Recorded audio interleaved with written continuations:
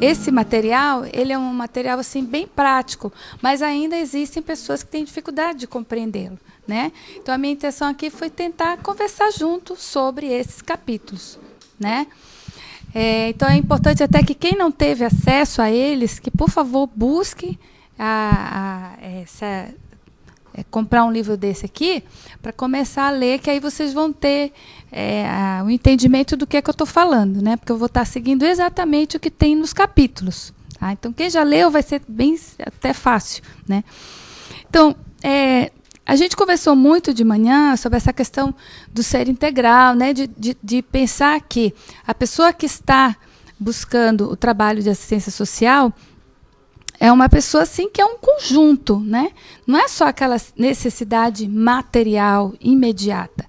É também, né? Muitas das vezes é importante, sim, de atender aquela necessidade, né? Eu tive um professor que colocava para nós assim, olha, se uma pessoa vem te procurar, seja para procurar uma informação, se ela está com fome, se ela está com dor na barriga de tanta fome, ela vai ter dificuldade de ter atenção porque você está falando. Né? Então, vamos saciar aquela fome primeiro, que é para ela poder conseguir um mínimo equilíbrio de atenção para a nossa conversa, para o nosso diálogo. Né? Então, como nós ainda estamos situados num país em que a questão da miséria, né, dos níveis de pobreza, de vulnerabilidade, de violência, ainda são grandes, né? Quiçá nós poderíamos estar num país em que não precisasse ter esse tipo de necessidade, mas ainda temos. Né? E como mesmo disse hoje a Solange de manhã, né? E ainda convivemos com uma política pública de assistência recente, né, que ainda está se estruturando. Se no âmbito formal ela mesma colocou, né, que faz parte do equipamento, né, dos conselhos, isso ainda está se estruturando, imagine, né, naqueles locais em que a política ainda está chegando. Né? Porque por mais que ela tenha essa prerrogativa de ser descentralizada, essa descentralização, né, que começa pelo recurso, né, para chegar naquele município pequenininho lá longe, para daí chegar à implantação do serviço, para daí conseguir estruturar aquele serviço com a equipe técnica prevista completa, para daí atender as pessoas. Então, são muitos passos, são muitas etapas, que dependendo de cada localização geográfica, né, de cada tipo de nível de recurso desta localidade, o trabalho vai tender a ser mais avançado ou um pouco mais ainda atrasado em relação a outros que já estão super adiantados no que estão fazendo com a assistência social. Então, a gente tem que ter muito esse cuidado para a gente também não estar criticando, às vezes, indevidamente, sem conhecer como é que funciona a estrutura das coisas. Né? Ela mesma colocou hoje de manhã. Tem CRAS que a gente acessa que a gente é muito bem atendido. Tem CRAS que a gente se sente insatisfeito. Né? Vamos conhecer por que dessa insatisfação. Né? Como é que está estruturado esse CRAS? Né? A gente já escutou que muitas das vezes o CRAS se estrutura, se apresenta um endereço, mas a forma de atendimento dele ainda está muito deficiente. Não tem uma equipe técnica completa. Se não tem a equipe, como é que vai funcionar? Se o atendimento dela é para ser psicossocial. Às vezes só conta com coordenador. E aí? Né? Então, e também tem uma outra questão que a gente tem que considerar, principalmente nós que somos espíritas, que estudamos tanto a questão de cada espírito é um espírito com a sua etapa, com a sua forma diferente de ser, né? Assim como essas pessoas que estão nos representando no poder público, são pessoas que horas vão estar bem dispostas a nos atender, horas não vão estar. Infelizmente, a gente precisa contar com isso. Né? Mas precisamos insistir, né? Tentar compreender, voltar, não desistir. Né? Então, nesse sentido, ele vem falar da parábola do bom samaritano. Esse é o grande norte que esse documento pega para comparar o trabalho de assistência social, né? No sentido de que ela vem mostrar e nos alertar para como realmente nós estamos amando o nosso próximo. Então, se a gente tem que considerar todas essas coisas, a questão do homem integral, como é que a gente está amando o nosso próximo, então eu preciso reconhecer a importância desse conceito, promoção social. Como é que a gente está entendendo isso, né? E no próprio capítulo 3, ele relembra, tomando por base a parábola do bom samaritano, né, de que qualquer um pode ser o alvo desta promoção social. Né? Quando diz qualquer um, não só aquele que vem pedir algo material. Né? Esta pessoa, que pode ser objeto da promoção social, pode estar até entre nós, trabalhadores da casa. Né? Porque nós também temos as nossas dificuldades de relacionamento, de abraçarmos um trabalho que vai para fora dos nossos limites domiciliares, né? Que exige de nós sair da nossa comodidade do lar. Né? Não é fácil para todo mundo abraçar esse tipo de compromisso. Né? Outra questão, promover e oferecer condições para que o outro supere suas dificuldades em que se encontra momentaneamente. Né? Oferecer condições não significa mantê-lo sempre na sua tutela. Porque eu ajudei, eu tenho que estar lá cobrando se ele realmente vai fazer o que eu disse. Né? Então, promover, oferecer condições trabalhar da forma com que essa pessoa se estruture, seja materialmente, acima de tudo, psicologicamente, emocionalmente, para que ela se sinta forte para continuar a sua vida. Né? Porque ela tem um papel importante, seja no agrupamento familiar, seja no círculo de sociedade de onde ela veio ou de onde ela está convivendo. Né? E aí a gente pode dar N exemplos. Né? Seja no morro, você está atendendo uma mãe, está toda desesperada, triste, machucada, destruída. Né? O amor próprio dela é completamente destruído. Né? E olha a importância de nós resgatarmos com ela a importância do papel dela na constelação familiar da qual ela compõe. Ela é mãe. Se ela tem um marido, um esposo, um companheiro, ela é parceira de alguém que um dia se uniu com ela afetivamente. Né? Dessa união gerou outras crianças. Né? Olha a importância dela em termos do apoio, do conhecimento dela, do saber dela, do que ela pode influenciar, seja no seu companheiro, seja nos seus filhos, no seu vizinho. Né? E muitas das vezes, ninguém parou para conversar com ela e resgatar essa importância do papel dela na família. Assim para o idoso, assim para o jovem, assim para a criança, para aquele homem que está desempregado, desesperado, sem nenhuma perspectiva naquele momento. Né? Então, olha a importância desse diálogo, de tentar fortalecê-lo. Né? Outra questão, não precisa ser doutor da lei para isto, mas precisa ser tocado de compaixão. Né? Então, o samaritano que ajudou aquele homem caído, tocou-se de compaixão. Foi isso que aconteceu. Como é que nós estamos com a nossa compaixão? Realmente estamos sendo tocados no sentido de parar para olhar no olho daquela pessoa, dar-lhe a atenção que ela precisa, abrir mão do nosso tempo, da nossa comodidade, né? E muitas das vezes até da nossa segurança, né? Quantos vocês mesmos disseram, nós subimos no morro que nem o CRAS não sobe. Né? Mas olha, subir no morro foi uma conquista de vocês. Por quê que vocês hoje sobem o morro com essa facilidade? Porque vocês construíram vínculos com aquelas pessoas. Olha a importância. Né?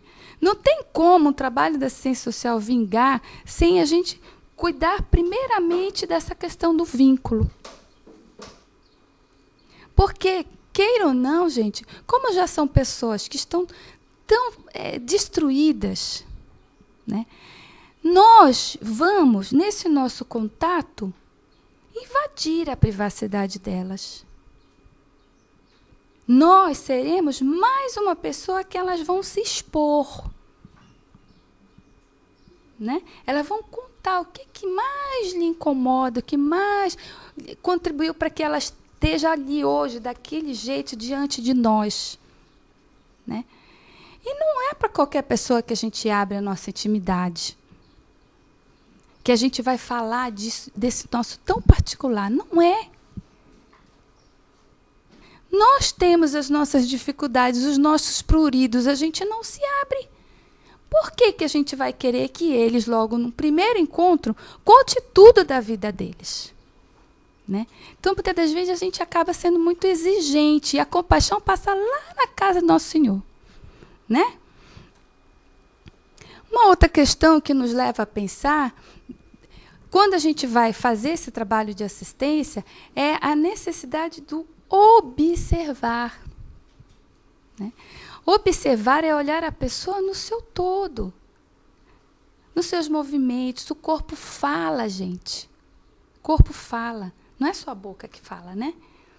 Então, quando o corpo fala, um simples gesto do olhar, um simples franzir da testa, um simples canto de bico que sobe ou que desce, né? Um simples balançar das pernas, já transmite uma informação. Né? E, às vezes, a gente está tão apressado com o nosso tempo que a gente não atenta para o tempo do outro. Ele veio até nós, ele passou inúmeros tipos de situações, foi a pé, foi de ônibus, foi de, sei lá, de bicicleta ou não, veio e chegou conosco para contar a situação dele, mas a gente está com pressa. Ele quer que vá logo para os finais. Tá, o que tu quer? Comida? É roupa? A gente já quer logo resumir a coisa, né? Outra questão do aproximar-se. É uma ligada à outra. Você observa, você abre condições de aproximação. A assistência imediata, aquilo que a gente já falou muito da manhã, que não dá para a gente se fechar a isso, né? Existem muito mais coisas que nos exige acompanhar aquela pessoa, tornar-se responsável por ela, não no sentido de embotar que ela caminhe só. Tornar-se responsável por ela é querer se preocupar com ela no sentido... Quando a gente tem um exemplo, quando a gente tem um amigo, né? Por exemplo, a Celita e a Luísa são super amigas, porque a gente já observou. A Luísa adoece, a Celita foi lá, ajudou ela, viu se ela queria um remédio, alguma coisa, tá, providenciou. Aí tá, foi embora. Nunca mais ela procurou a Luísa. Nunca mais. Por quê? Será que não seria importante? Oi, Luísa, como é que você está? Está bem hoje? Não teve mais aquele problema? Né? Como é que você está? Então, parece assim que a pessoa... fiz a minha parte, segurei meu lugar no céu, pronto. Né? Então, você foi com ela, você atendeu naquela hora de emergência, para você pode não parecer, mas para ela, você marcou a vida dela. Nunca mais ela vai te esquecer. Nunca mais. Né? Já no capítulo 4, o que a gente vai se preocupar? Onde é que vai funcionar este trabalho de assistência social? Onde vai funcionar? E aí, neste material, ele sugere olhar para 2 tipos de possibilidades. Se é nas próprias instalações do centro espírita, né, nesta possibilidade a oportunidade da formação espiritual e moral. Como? Através do estudo, que vários grupos que a gente tem de estudo sistematizado, o horário das doutrinárias, né? Estudo mediúnico, da meditação, do aprimoramento íntimo, de criar condições para o atendimento. Ou seja, nas várias situações em que nós envolvemos todos os tipos de atividades da casa, desde a recepção, o atendimento fraterno, né, o ESD, as reuniões mediúnicas, o DIGE, né, todas elas são situações que permeiam o trabalho de preparo da casa, energético, espiritual, de possibilidade também de nós, enquanto trabalhadores, buscarmos a nossa reforma íntima. Então, ele mostra as grandes possibilidades que tem deste trabalho nos levar ao crescimento espiritual, moral e coletivo, se ele acontecer dentro de casa, né? E se for fora do centro espírita? A oportunidade de aproximação com o seu território. E eu fiz questão de pôr essa palavra território porque é a expressão que está sendo utilizada na Política Nacional de Assistência Social. Onde os serviços se instalarem, eles precisarão conhecer o seu território, né? E quando a gente diz o território, aquele bairro, né? O que tem lá? Tem uma escola, tem um posto de saúde, tem uma associação de moradores, né? O que mais que poderia ter? É uma própria igreja, é uma Assembleia de Deus, né? O que mais que tem? Tem o Centro de Referência de Assistência Social ou não tem? Né? Mas o que é que tem? Né? Então, precisamos conhecer, né? Ou seja, conhecer quem é a comunidade. Né? São pessoas de muito pobres, uma pobreza que já está mais, como é que eu vou dizer, mais qualificada, porque elas já estão tendo acesso aos serviços, a algum tipo de benefícios, né? É um bairro de classe média, né? É um morro encostado num bairro de classe média. Isso há interferência ou não há? Em que sentido há? Né? Qual é essa localização? Que comunidade é essa? O que ela faz? Ela trabalha, não trabalha? Ela pede? Ela vive em prol do comércio de drogas? Né? O que é que mantém essa comunidade? Então, precisamos conhecer. Né?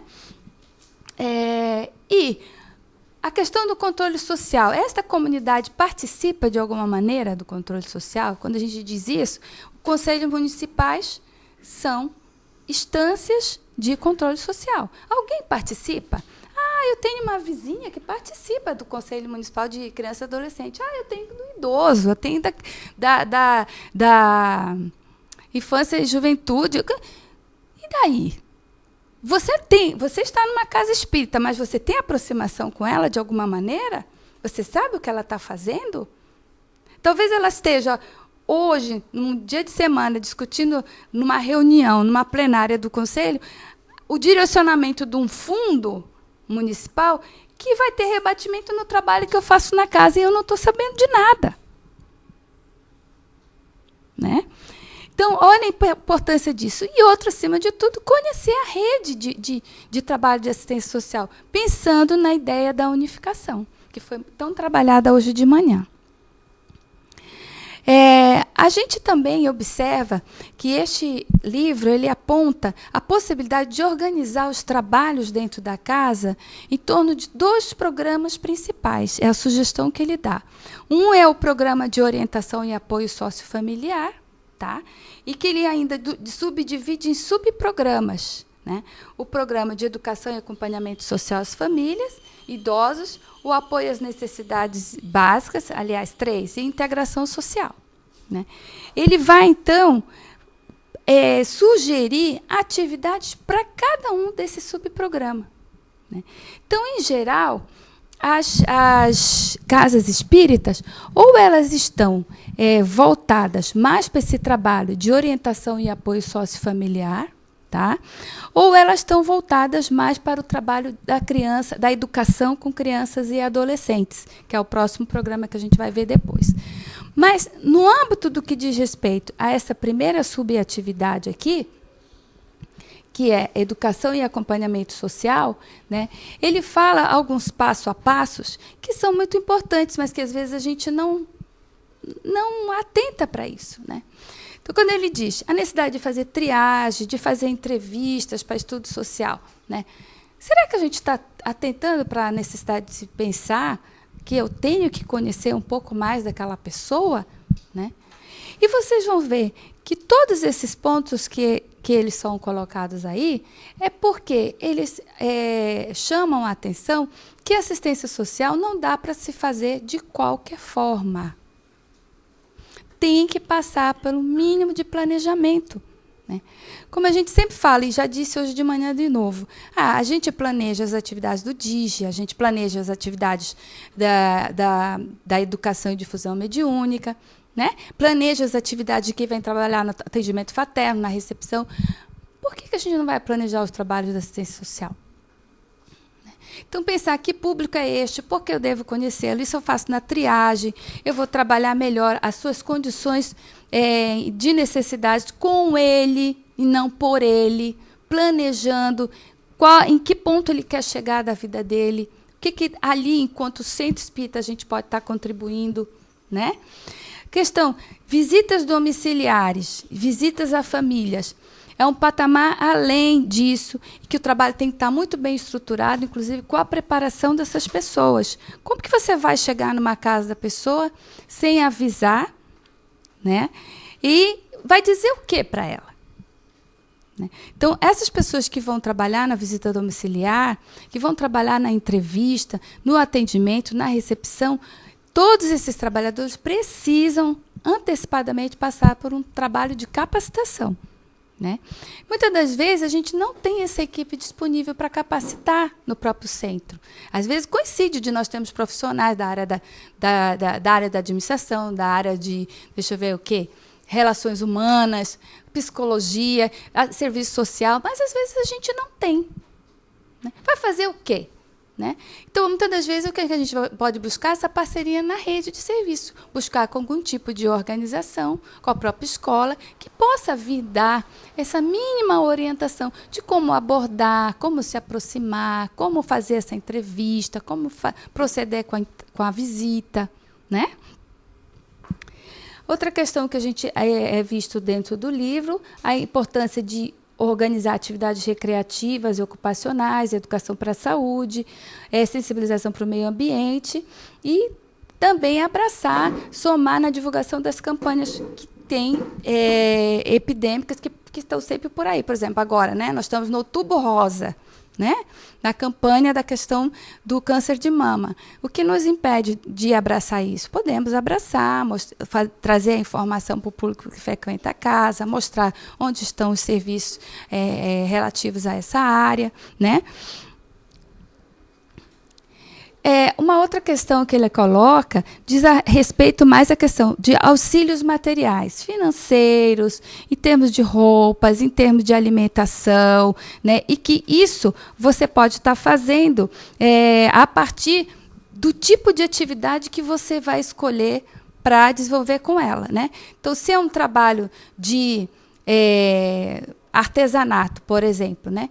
Como é que você vai estar possibilitando que essa atividade lhe permita discutir com ela as necessidades que ela está tendo dentro de casa, que ela está tendo no trajeto ao morro, que ela está tendo na dificuldade da relação com seus filhos na escola. Né? Então, esse diálogo com ela, através dessas atividades, pode lhe proporcionar informações para organizar os tipos de atividades que eles estão sugerindo aqui. Né?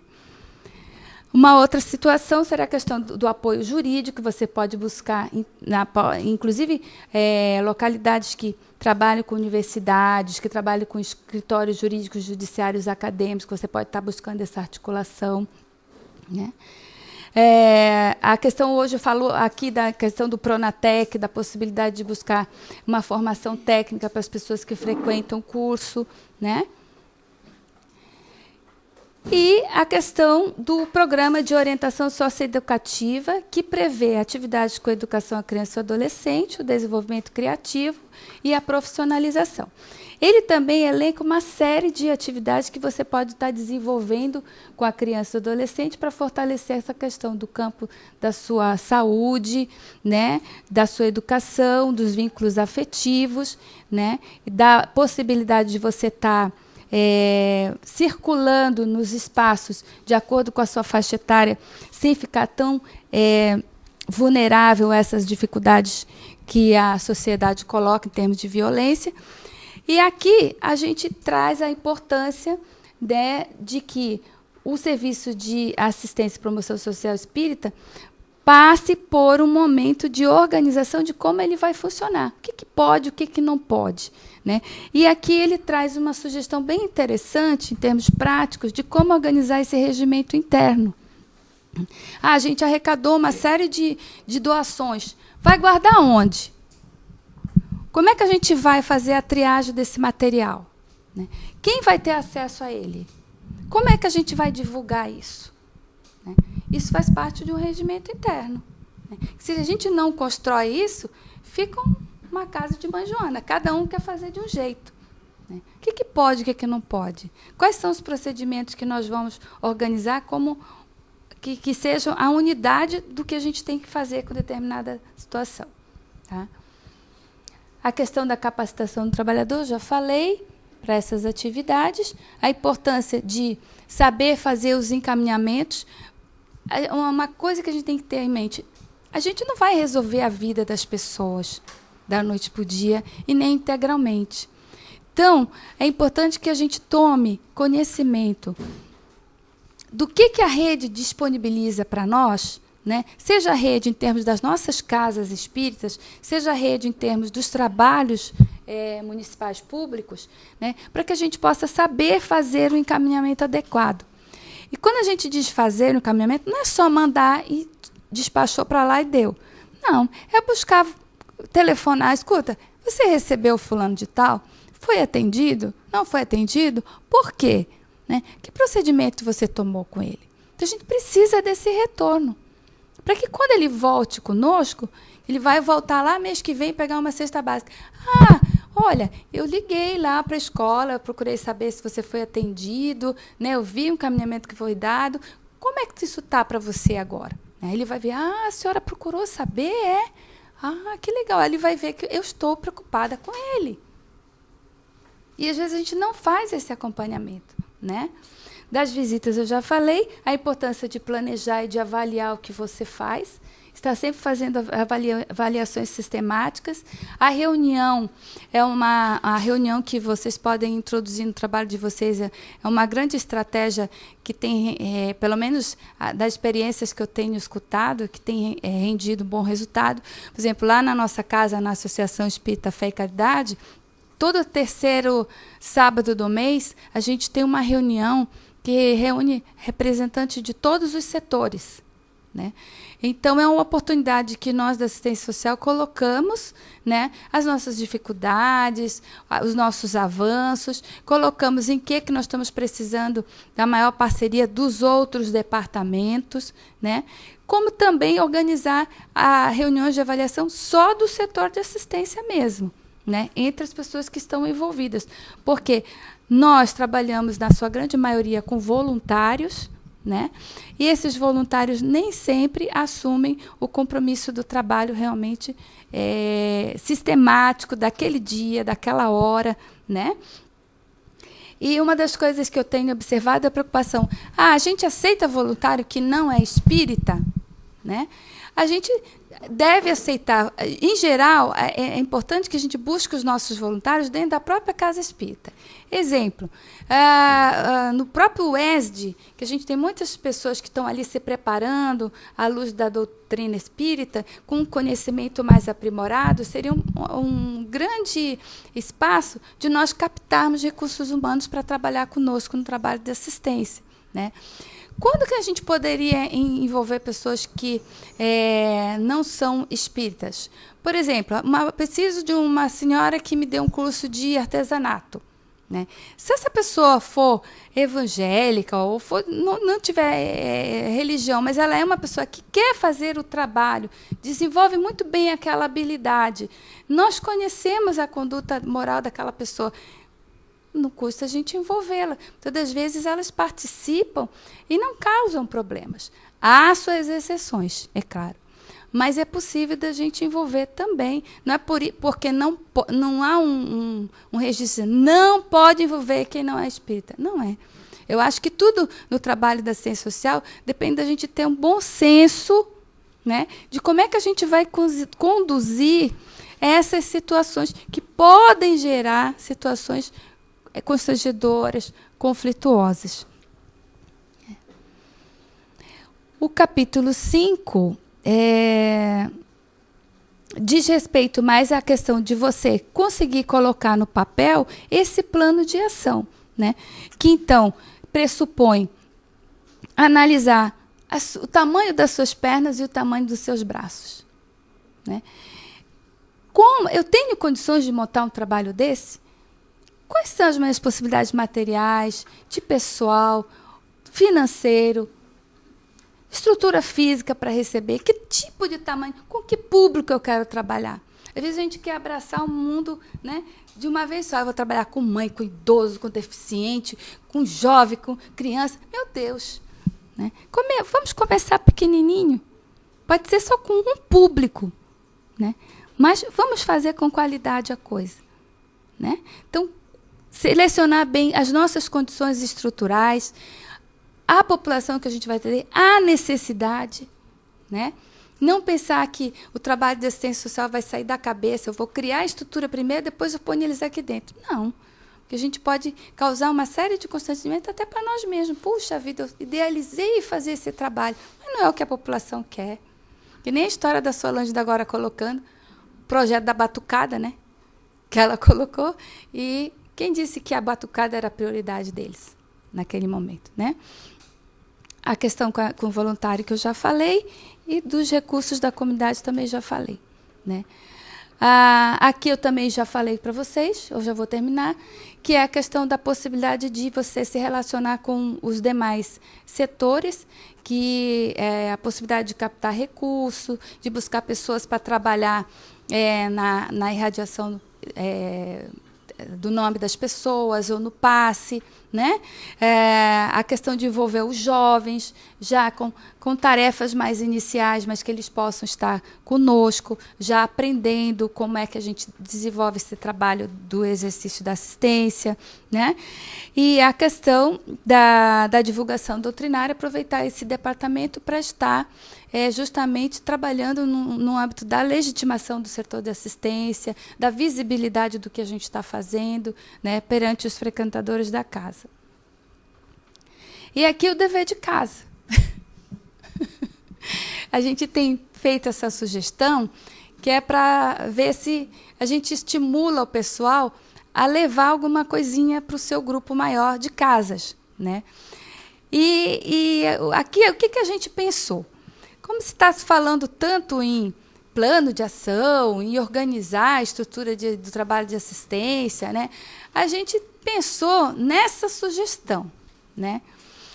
Que a partir das discussões que foram travadas hoje aqui, né, que a URI possa eleger, né, um centro espírita que não apresente ainda esta realidade tão certinha, passo a passo, prevista pelo SAPS, em termos de assistência social, né? E que, então, esta URI procure construir em conjunto uma proposta de trabalho mais organizado para este centro, né? E aí, no módulo 3, ele vai apresentar, vamos começar apresentando como é que foi essa experiência, né? Não sei se ficou alguma dúvida, né? É um exercício. Se vocês lá que mostraram para nós que tem uma grande dificuldade com relação a essa reunião mais ampla das URIs, né? Mas que não desanime de provocar essas reuniões, e mesmo que poucas se manifestem a ir e nem queiram pensar, então exercitem a própria situação de vocês, né? Como é que esse trabalho está, se a gente for colocá-lo pensando cada item desse que foi discutido hoje em termos de organização de um trabalho de assistência. Certo? Eu estou acabando meus 5 minutinhos, mas não sei se eu alcancei o que vocês desejavam tanto, né? Celita disse, hoje eu descasco esse abacaxi, hoje eu tenho que sair daqui com isso entendido, né? Eu não sei se eu alcancei a sua ansiedade, Celita, você me ajudaria muito se você dissesse, olha, Rosana, é isto, aquilo, outro, ainda falta mais alguma coisa que eu não entendi. Perguntar para a Rosana o seguinte, um desses passos aí, acho que foi o anterior, é construir dentro do centro espírita com as demais áreas essa integração, né? A fim de que a gente possa fazer esse trabalho integrado de visão do atendido pela assistência, o nosso irmão que chega, que a gente não fique só na dimensão das coisas físicas, mas é um ser espiritual. Mas para isso, para que ele seja atendido bem, é preciso a colaboração das demais áreas do centro espírita, né? E isso muitas vezes não é fácil, porque muitas vezes nós, trabalhadores, temos dificuldade de vê-lo enquanto espírito que chega no centro espírita, ou seja, com a dimensão espiritual em todas as suas necessidades emocionais, psicológicas, familiares. E para isso a gente também, na assistência, não consegue atender tudo ali sozinho, enquanto só trabalhador da assistência. A gente precisa da mediunidade, do doutrinário, como a Rosana falou, do DIGE. Enfim, como conseguir essa integração, ou de que forma? Aí a tua experiência lá na associação, como é que foi construído isso lá? O trabalho ele estava centrado para acontecer no sábado, né? Mas o que aconteceu? À medida que eles foram criando vínculo conosco na casa, muitos deles, porque assim, nem sempre a gente consegue abranger todo o grupo de população de situação de rua no sábado. Eles são muito imprevisíveis, inconstantes. Então, aquele que passa lá pela frente da casa durante a semana, talvez não conheça ainda o trabalho do sábado, né? E aí o que acontece? Ele viu uma casa espírita, né? Está passando por alguma necessidade, ele bate lá. Ele não sabe se é segunda, se é qualquer hora que der na vontade, ele passa lá e bate. Se a casa estiver aberta, né, ele vai procurar saber alguma coisa ali, vai querer entrar. Aí o que aconteceu?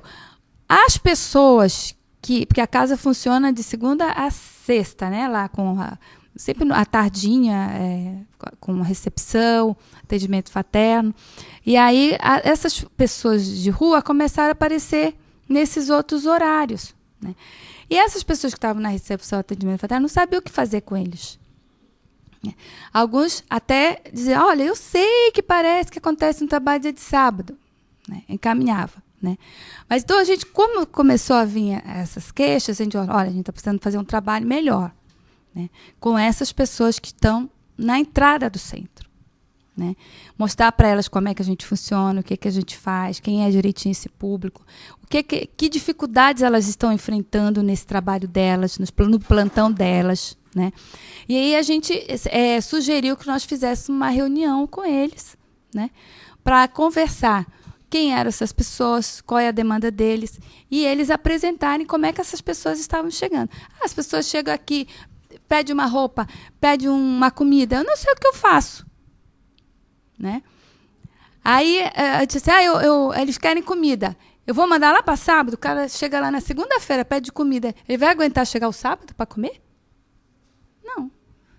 Então a gente entrou num consenso de preparar uns kits de lanchinho para estar no atendimento de emergência, e também roupa, por exemplo, o cara chega lá super molhado, lá que é frio, morrendo de frio, né? Naquele dia a gente está vendo, né? O que nos impede de sugerir que ele vá ali, dar uma roupa para ele, ele troca de roupa. E oriento, olha, o trabalho daqui, com a população, com vocês, realmente, é dia de sábado, tal dia, tal hora, procure tais pessoas, né? E aí a gente criou até alguns procedimentos administrativos. Por exemplo, a gente criou um documento que a gente chama encaminhamento, né? Então, o setor de segunda-feira do atendimento fraterno passou pela recepção, chegou no atendimento, ela viu que o caso seria melhor atendido se fosse lá no sábado com a gente. Então, ela dá um encaminhamentozinho, ela preenche, eles têm uma pastinha lá com os encaminhamentos, inclusive bem parecido com o que está posto aí no livro, né? A sugestão de modelo. E aí, do atendimento fraterno da segunda-feira para o grupo Benedita Fernandes de sábado, que é o que atende a população. E a gente se conversa. Ah, tá. E uma outra, a questão do emergencial do atendimento material, já falei. A disponibilidade para eles de uma pasta que tenha informação de todos os serviços, por exemplo, o Centro Pop, onde né, as UPAs, todos os serviços que eles podem dali, está orientando. Ele quer um documento, eu vi que ele quer um documento. Você pode encaminhar para o balcão da cidadania. Eles vão naquela pastinha, tem todos os endereços. O pessoal que está ali na recepção, se é uma coisa emergencial, não dá para chegar no sábado, ele pode providenciar isso, né? Uma outra questão, sempre no último sábado do mês, a gente organizou uma palestra doutrinária diferente. Ela é aberta à participação de quem estiver lá no público, né? E a gente procura desenvolver temas que sejam, que perpassam a discussão da assistência social, né? Então, na medida então que alguém da assistência social vai lá e expõe, possibilita que eles dialoguem e aí estão presentes tanto trabalhadores que escolhem um dia para participar das doutrinárias, quanto pessoas da comunidade que frequentam aquele centro naquele dia, né? Então é assim que a gente está trabalhando essa divulgação.